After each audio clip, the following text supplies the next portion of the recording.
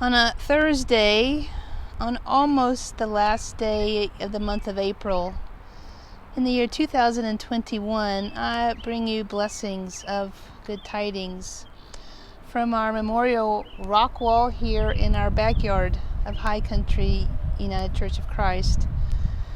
You all know me as the pastor, Tamara Franks, and I say all those things because today when I was driving here, what's surreal when you hear your hometown on the national news?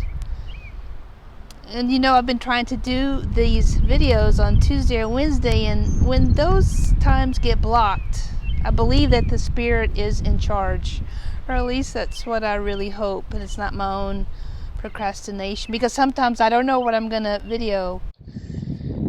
And so it is with heavy heart today that it feels surreal standing here knowing that two of our sheriff deputies are no longer walking on this earth.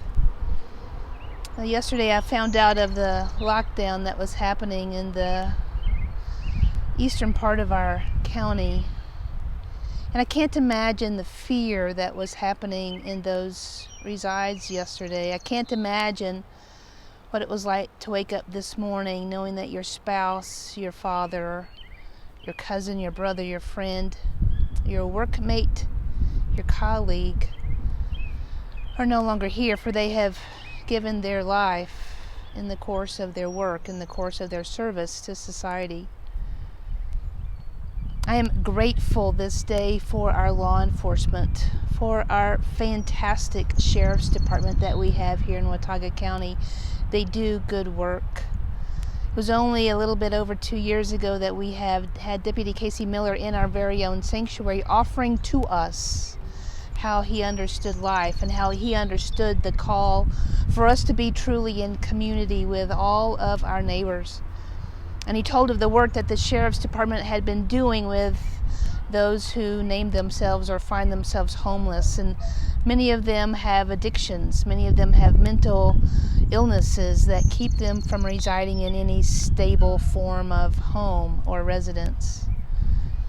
And we here in Watauga County have been doing a tremendous amount of work to be compassionate, to understand this, understand the resilience found even through and within our trauma, as the Watauga Community Compassionate Initiative is in full force. And amazing agencies like the Children's Council has done good work along with our school system and our counselors to make available, make known the light of it on, that we here as a community, it's demanded that we find ways to support one another. And so as the church, I'm always called to wonder, so what does it mean to be the church in these hard times? What is the prayer that we can offer? How do we show up? How do we give of our hearts? How do we make meaning in our very own hearts when tragedy strikes our area in this regard? And we have two studies going on. On Tuesday nights, Terry is offering us, is demanding that we understand gratitude. Not really understand it, but grapple with it together. That really is truly the word, is to grapple with that together. And it's not just as simple as saying thank you, because in times like right now, how do we understand gratitude? How do we know a thankfulness when 2 officers are dead and 3 community members are dead? And one of those was the cause of all 5 of those deaths. How do we make sense of that? And on Sunday mornings, Renee is facilitating in my grandmother's hands racialized trauma. But really what the book is about is understanding our own trauma. Knowing that and understanding that just because I'm white-skinned, I have trauma from my European ancestors. And I still bear that trauma. And I'm still holding that trauma. And through it all, there is a resistance known as thankfulness or gratitude for the very air we breathe, for the very life that we live. Hearing Holocaust survivors like Elie Wiesel and Viktor Frankl talk about the search of meaning, and we're continually brought back to that. specifically when we have tragedies like last night's shootout. Not really shootout, but the episode that happened in that house. And what was happening for me, as I understood it, was a wellness check. Is what your pastor does from time to time, is calls and says, we need a wellness check. And too often, not too often, but frequently it's just to go knock on a door and make sure that someone is alive.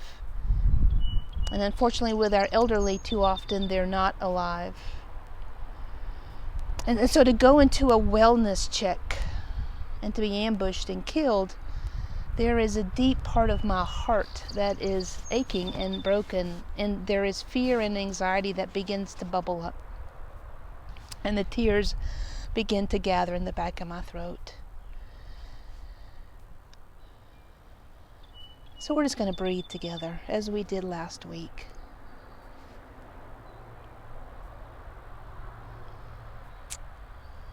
And if you had the calling, the strength and temerity to watch Sunday's worship service, which we made thematically around Break the Silence, there are too many things in our world and our history that we've attempted not to talk about. Because I think from time to time we think that if we talk about the things that are tragic and break us and they are violent, then that somehow diminishes the joy, or we can't talk about the celebrations that are going on in our life. Celebrations of new puppies and babies and pregnancies and amazing film studies and graduation. Next weekend is graduation. And I think our call is to hold it all somehow, is to figure out how to hold it all and to feel the deep grief and the lament and to pour out our aches and our turmoil, while all at the same time understanding the joy in the very breath of life, as Elie Wiesel calls us to, the very gratitude for the breath that we breathe. And as I sum this all up, I want to offer to you a reflection on a psalm. This is from the book The Words of Her Mouth. And this is Psalm 89. Psalm 89. Lord, where is your steadfast love? Where is your love, O God? Of old, you offered this very faithfulness. You swore it to David. Where do we find it today? And that has been one of the questions bubbling up for me. Martha Spong writes this: the story of my life, God. Every time I trust, someone hurts me. Every time I feel assured, something goes wrong. And so I question, where do I stand with you, God? I pray for others, for their healing and for their safety, for their bodies, minds, and spirits, and I believe you will be steadfast for them, as if you love everyone, just not me. Maybe we all have this story. Our lives feel fleeting and fractious, unsustainable in the ultimate. How long, O God? How long? Good and gracious God, you who have offered us your unfounding love, your steadfast, forever grace and mercy, may we know it today without a doubt. May we understand your hesed, your very love that dives deep into our very essence. May it be so. Amen and amen.